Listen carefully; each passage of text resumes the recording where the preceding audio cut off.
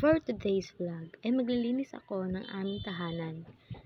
Nakapagsimula na ako dyan kaso hindi ko lang na-videohan.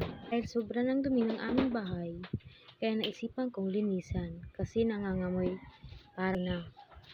Yung amoy na hindi mo maintindihan na parang pinaghalong aso, ipis, manok ang amoy. Char, grabe naman yon.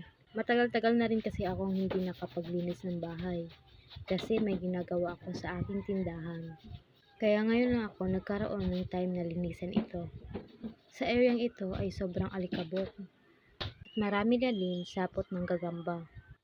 At yan naman guys ang aming mirror area. Sobrang kalat din dyan.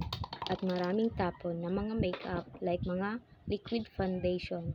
Dahil yung pangatlo kong kapatid ay mahilig mag-makeup kaso hindi marunong mag-ayos ng sariling bahay. So yun na nga, panoorin nyo na lang ang aking susunod na mga gagawin.